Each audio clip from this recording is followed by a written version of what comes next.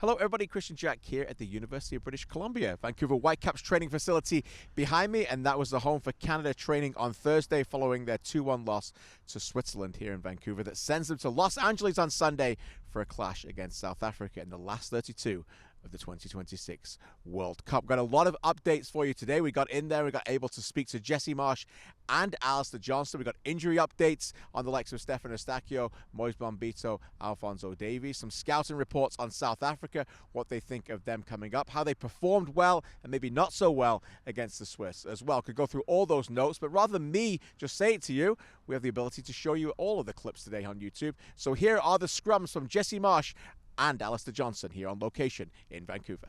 So what does the next 72 hours look like as you prepare for South Africa and your overall early opinion on South Africa qualifying? So right now I think, it's been a big physical and mental load that we put into the group phase, and the turnaround is so quick. And I have a little bit of experiences from this, even like 2010 World Cup. In Copa America, we had a lot of situations like this.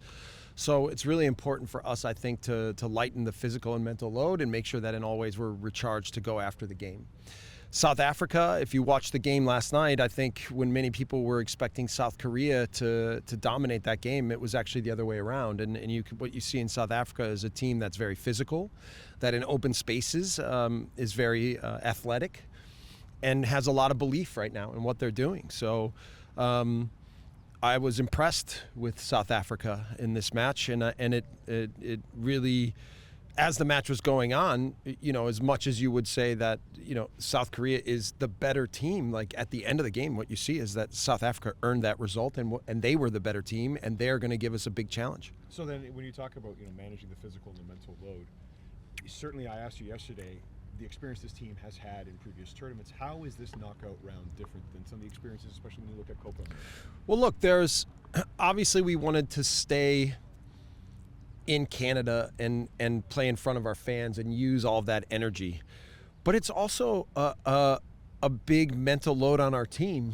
Like all the being around town, people around the hotel. It's a little bit of a circus, it's one we've really enjoyed, but I do think that going away will give us a little bit more pause and calmness around the experience and make sure that we can focus in totally on exactly what the match is, which I think will be good for us, even with the mental and physical loading that I'm talking about. Jesse, just a couple of questions on player availability, if you don't mind. Some Canadians were asking after last night, the way Steph played when he came on, why he wasn't able to start. Can you just clarify that? Do you expect him to be able to be available to start this one? And also on Moise, how close is he to starting? Yeah, I think I said it pretty clearly. We were hopeful that Steph would be available to start, but he didn't feel like he was. So we had to pivot. And then I'll address Alphonso. It's funny that some people want to say, why was I using Alphonso as a decoy? It's the World Cup. We're not playing a friendly match. This is a competitive environment where we want to win, and any advantage we can get, even if it's a 2 or 3% advantage where the opponent has to think a little bit more, then we want them to have to do that. So I'm certainly not apologizing for that, and we will continue to find little ways in our messaging how to be clear on who we are and what we want to achieve in matches and in moments, but also find competitive advantages. So, So in general, I think Steph should be ready to go. He's going to do a regen day today to make sure that he's fully ready to go because we're lightening things. And your other one was and Moise is, I think, also prepared to start. So we'll make some decisions on what we think is best. Jesse, you talked about South Africa presenting a challenge. What was it that you saw them doing yesterday specifically that could be an issue for you guys to come up against? Physically in transition and around the goal, being very decisive and athletic and powerful. So, those are things that we usually are equipped with, and so that will challenge our ability to manage that. And I think our job will be, can we then still tilt the game by how we think about organizing ourselves and the tactics we try to employ to eliminate some of their ability to be in open space and use their individual talents and their small combinations among a few players. And then they defend well. What you saw is Korea hardly had a chance in the match just because They were dominant physically, and they were organized defensively. Will Davies play on Sunday? Yes. Jesse, Why You should and Will you, Davies- nobody's going to take that as anything but hyperbole, but he's going to play. Is he going to start? We'll see. Jesse, I have a question. These games are kind of all or nothing in the round of 32. They are all or nothing. Are you concerned about the amount of yellow cards in the back line? No, they all get cleared. Okay. Yeah. Jesse, I have a follow-up for you. A lot of your team has played games in the United States, and I think you've only lost 3 of 15 games under you in the US. as Okay. well. You mentioned it moving away from there. Do you think it'll feel like a little bit more like a different level of the World Cup than it will be from here, in a sense that going to there is not necessarily a familiar environment in terms of playing here, but it is a familiar environment you've Yeah, played yeah. before? No, we played there for Nations League. We've played in the U.S. at plenty of different moments. A lot of the guys play in MLS. They know what those experiences are like. Again, I think it will. There's no doubt we wanted to stay here in Canada, right? There's no doubt, because it's been an incredible experience, and the fan support has been. Like, remember when I said it was going to be bigger than the World Series, and everyone's like, "Oh, Marsh is an idiot." Like, it's been a national movement. It's been incredible to watch. I'm really proud of the country, and I'm really proud that our team inspired the country, right? And so, but we're going to continue. Like, we're right where we want to be. You know, we're in the knockout phase. We're getting healthier. You know, I was saying to the team, the only part that's a little bit unfortunate is that with Ismail, Alfie, and Marcelo, that we weren't able to, you know, we knew we'd get stronger and healthier as the tournament went on, and that was our goal for bringing the group that we wanted to, that we brought, was because we felt like this was our best group and we'd get healthy as the tournament went on, and we fully expected to be in the knockout rounds. So here we are. We're a little bit healthier. We're missing Ismail, Alfie, and Marcelo, but we're confident, and we're going to go into the game believing in ourselves. You just mentioned Alfie there. Will he be available at all at any point, you think? He'll be available against. We'll see. We'll see. Let me ask you a question. We'll I know see. you don't have to walk that fine line. Yeah. Your team. You want the lineup too, Matt? Should I give you guys the It would be lineup great. It and would be- the match plan? I And don't- do I owe that to all the You media? can give us a decoy line. Okay, you can do okay, the that'd be same good. thing, That'd be good. With KJ lining up front with me. Okay. When did you know that this team responds well after defeats? Because in the whole process of your time here, every time there's been a defeat, you have seen a response, especially when there's been a short turnaround. So when did you recognize that? Well, look, today what we do in those moments is when we have moments when we don't feel like we're at our best, we have a very open conversation as a group, and we discuss where we think we fell short, and where we know we can be better, right? And then we position ourselves to make sure that we're better in the next match, sometimes tactically, sometimes mentally, you know, and so. And because the character of the team is so true, their desire to make sure that the next time around they're ready in all ways is very special, very special. So, you know, I expect, again, that's why I say I can stand here confidently right now and know that come Sunday, we're going to be ready for a really strong performance. And what I have would a question. Yeah, they're hogging the. go ahead, please go. Were you happy with their performance yesterday? With your team's performance? The last 25 minutes, I told them, was inspiring. And with 10 minutes left, I was sure we were getting the second goal. And I think if the game goes another 3-5 minutes, that we wind up getting the draw. We're still trying to establish how to be better from the start, and how to, like, you know, everything from what is the match plan that and the staff that we're choosing to put together, and how we're preparing them to make sure that they're ready to be at their best. But let's also be really clear, like, Switzerland is good. Really good team, you know, and you know, we had 2 players have their first start in a World Cup, and you know, and those aren't excuses. Like, I'm still very proud of the performance overall, but you know, we're just continuing to try to make sure that we can continue to grow in this tournament and be at our best.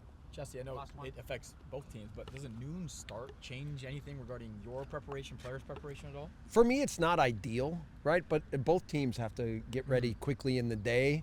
Some ways it you know, the night games have a little bit more of an aura to them, I think, always, and that even from the energy of the crowd and everything. But look, I mean, we don't care. Like, we want to play in these matches. We want to be in the middle of it. We want to represent the country. We want to represent our program. Like, the time is very little to do with it. How are you feeling after last night? Good. I got a decent sleep. Now look, the whole group's in a good place. We're excited. I mean, we're into a knockout rounds of a World Cup. It's a bit of a pinch me moment as a Canadian player. So we're excited about that and just ready now. It's a quick turnaround, ready to just get, full focus now on South Africa, get all the boys, feeling as good as possible, ready to go into that game because it is a really quick turnaround.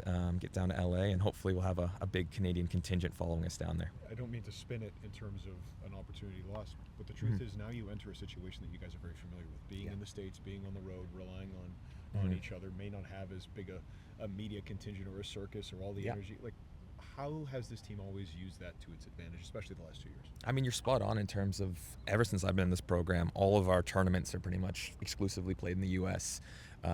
During COVID, we were playing home games down there. It's just kind of part and parcel of what we're used to as a program. So it's not something that's going to be, something that's really going to alter our plans. And yeah, you're probably right. It does maybe, take away some of the distractions as well, which can definitely be a beneficial thing. Again, the turnaround's so quick that I think that we're just going to be so focused on recovery, regen, getting everyone feeling as good as possible for the game that, maybe it is a good thing that we're, away from home and can really just fully focus on that. But at the same time, is that we're playing in LA. We're not playing in, I was telling these guys, we're not playing on Mars or Pluto. You know what I mean? Like, I do expect quite a few Canadians to be down there. It's a World Cup knockout game. It's the biggest game in our men's program's history. So I'm still expecting it to be a pretty big spectacle, which is something that, again, we're excited by. But yeah, look, again, we would have loved to stay in Vancouver. There's no doubt about that.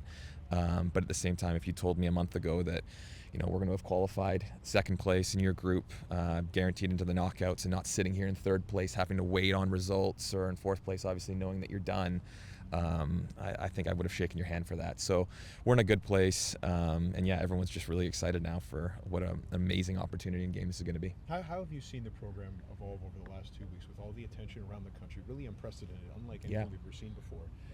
Certainly the media focus on certain stories, Moyes and his push to stay on the roster. Certainly now Jesse talking about decoys and trying to take every advantage. Like, hey, we're a football country now. We're doing decoys and everything. I don't mind it. But no, like, what has that, we can feel it on the outside. Yeah. It's different. What's it felt like on the inside amongst the group? Honestly, now having a lot of players playing at big clubs, I'd say that it's starting to feel like what a proper footballing nation would feel, in a major tournament. And I think that that's a really cool thing that, again, expectations are growing, which is, of course, what we want. I mean, look at this. This is a little different than what it was when you were first following our team. I remember a couple of years ago down there, it's a good sign. It's something that, again, shows that what we're doing on the pitch is making a difference. It's showing that, the people in Canada want to follow us. Which is something that we've always aspired, and since day one we've always said that we want to grow the game in Canada, and the biggest and best way to do that is to win football matches at big tournaments. And look, we're into a knockout stage against a team that is going to be a really difficult opposition, but again, one that we feel if we play at our best, we can cause them a lot of trouble. And then look, then it becomes just 90 minutes, 120 minutes, and you'll see where you go. But no, look, we felt that passion. We've seen all the videos of the fans walking the stadiums. It's been unbelievable, and it's, again, really a pinch me moment as a Canadian, growing up in the sport, just loving the sport so much. But now to see the passion from so many people, and not just football diehard fans, but from more the general public, we're really getting people on side, and hopefully that's something we can continue to build on here. Alistair, obviously these games are all about details as well, and as a leader, what is it that you want to do a little bit to start halves better? Obviously, they didn't start the second half great, and Jesse talks about needing to start games a little bit better. Do you speak at that moment? Is that something you remind your team before games, just to make sure you start these halves better, particularly in a game that you may not get it back? Yeah, I think that it was a strange one. I normally actually think that we come out of halftime quite strong. We are a team, though, very well with our tactics and how we play, is that we definitely tend to wear teams down as the half progresses. And I think you saw that after the water break in the first half as well, that we really kind of picked up steam. I just think for us, it's about also being brave. Is that sometimes, we have a plan, obviously, that we want to start a match, but it's also, okay, if that's not working, then you got to be brave and feel the game as well to see, okay, do we need to actually start rolling things out, finding some shorter passes, being brave in terms of staying on the ball. But at the same time, look, that's a really good Swiss team, and they started the game, I thought, on the front foot. I think we all felt that. But at the same time is that we got through that first half at 0-0 and we kind of weathered the storm. And I think we grew into the game as the half went on. And then it was about, okay, in that second half, can now we kick on that second gear? Obviously, we gave up 2 pretty weak goals that were frustrating and very uncharacteristic of us. But at the same time is that you see again as we go and we build into the end of that match, you know, the emotion that we were playing with using that crowd. I think that we showed again that, you know, it doesn't matter who we're playing against in the world. If we're at our game, we can cause a lot of teams trouble. But at the same time, especially now as we progress in the knockouts and play better and better opposition, is that if you're not at it, if you're even just off it a little bit, as you say, at the start of the first half, you're just off it a touch, you know, they're not only going to punish you, but they can get 2. You know what I mean? And that's something that, you know, we've looked at all the stats. You can see the first goal in the World Cup game, what the chances instantly of progressing, you know, how quickly those drop. It's quite frightening, actually. So us, especially as a back line, it's about keeping level-headed. And for me, that was my biggest thing is that, yeah, looking back on it, if I could have changed anything, is when they scored that first one, is, okay, can we just regroup for a second, get everyone back on the same page, take a deep breath? And I thought we did, and then we gave up a second one, which was just frustrating because it probably took things, you know, made it a really big mountain to climb there for us. And that's something that, again, yeah, as a leader and one of the guys that talks a lot on this team, probably too much, it was, yeah, could I have just gotten the guys just a little bit calmer in that moment? Alistair, can you talk to us about what it was like when you found out it was South Africa yesterday? Yeah, I mean, I was actually out for dinner with my family, and we were kind of just passively following the scores. I mean, we'd all seen kind of the permutations of what it would be. It seemed like Korea was probably the betting favorite, let's just say that, for us to be them. So I wasn't too focused on it. And yeah, you hear that South Africa got a goal and they defended well and managed to win the game. So look, I haven't done a deep dive yet on exactly what South Africa is gonna to pose some threats to us, but at the same time, look, there's a reason why we're playing them. You know, they finished second in their group. They're obviously a really strong team. You don't finish second in a World Cup group without doing something right. And based on everything that I heard about in that Korea match, is that, you know, they showed great character with how they held onto the game in the last 20 minutes, and that's something that, again, you know, they're not going to be dissimilar to us in terms of they're going to be looking to get an early lead, play with their athleticism, and then feel comfortable that they can defend leads. So it's going to be a good game. I think it's going to be an open game. I think it's going to be 2 teams that are willing to run and want to play in transition. There's going to be a lot of skill on the pitch, and I think that it'll be not only a good game for neutrals, but hopefully a really good game for our Canadian fans. Alistair, what, if anything, changes about a noon start? I know it affects both teams, but it's generally pretty early for a match. Yeah, eating pasta at 8:30 a.m. it's a tough sell, I have to say. Yeah, it's been one of the more difficult things I'd say about playing in a World Cup. Again, a lot of us that play in Europe actually are used to the 12:30 kickoffs. So you kind of gotten used to carb loading in the morning. Yeah, it definitely provides a different kind of aspect to it, but it's not too bad with all the stadiums being indoors. You know, if it was midday in LA outdoors, you'd be a little bit more worried about the, you know, potential repercussions of that. But no, it's just one of those ones is, can you stomach pasta at 8 a.m. in the morning while you got the butterflies going as well? I can. It doesn't always go down the best, but and again, look, a World Cup knockout game, it doesn't matter if you've ate nothing. You're probably going to tap into another energy reserve that you didn't even know you had to get through that. So yeah, we'll be ready to go, and I'm just hoping that we can get as many fans down there as possible and really pack that stadium and make it red for us come this weekend. We hope you enjoyed those clips. Always great to take you inside the media scrums, particularly at training. We have a lot of rights restrictions at the games, and I know as fans you want to listen to what the players and the coaches have to say, so hope you enjoyed them. Canada return here again on Friday for the final time before they depart for Los Angeles on Friday night ahead of their press conference at SoFi Stadium on Saturday. South Africa in the World Cup knockout stages for the first time, as are Canada. Excitement's building. We'll see you tomorrow.